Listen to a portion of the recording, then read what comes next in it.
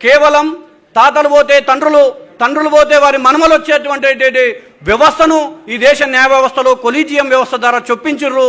దానికి అనుగుణంగానే ఈ యొక్క ప్రజల హక్కుల గురించి, అణచివేయబడుతున్నటువంటి ప్రజల ఆక్రందనల గురించి సుప్రీంకోర్టు వేదికగా మాట్లాడేటువంటి ప్రాతినిధ్యం లేకుండా పోయింది.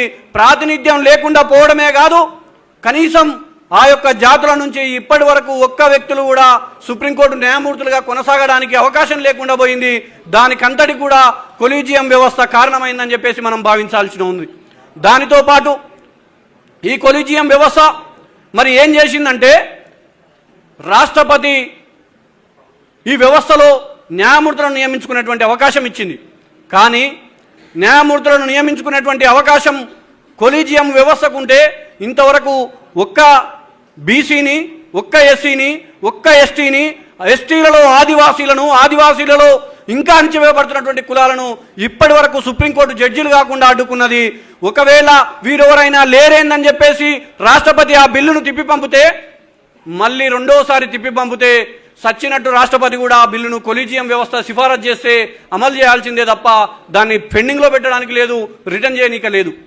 ఈ విధంగా ఈ దేశ న్యాయ వ్యవస్థ రాజ్యాంగానికి తూట్లు పొడుస్తూ ఉంది. మరి ప్రజలందరికీ స్వేచ్ఛ, సమానత్వం, న్యాయం దక్కాలి కదా. మరి న్యాయం దక్కాలంటే ఏం చేయాలి? ప్రజలకు న్యాయస్థానాల ద్వారా న్యాయ వ్యవస్థను న్యాయం చేరువ చేయాలనేటువంటి ఒక ప్రయత్నం భారత పార్లమెంటు చేస్తే 2014లో జ్యుడిషియల్ సర్వీస్ అపాయింట్మెంట్ కమిషన్ను ఏర్పాటు చేస్తే ఇంతవరకు కూడా ఆ యొక్క కమిషన్ను ఏర్పాటు చేయలేదు.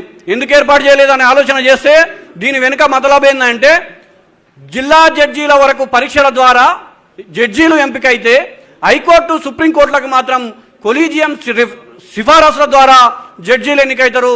తద్వారా వారి యొక్క ఆధిపత్యానికి అడ్డంకులు ఏర్పడతాయి, వారి యొక్క ప్రాతినిధ్యం ఆ కోర్టుల నుంచి తుడిచివేయబడుతుంది.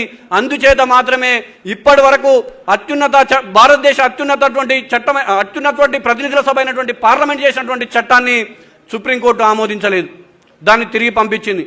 దానితో పాటుగా ఈ రోజు వరకు సుప్రీంకోర్టు అటార్నీ జనరల్గా కానీ, సోలిసిటర్ జనరల్గా కానీ ఒక్క మహిళ కూడా ఎన్నిక కాబడలేదు.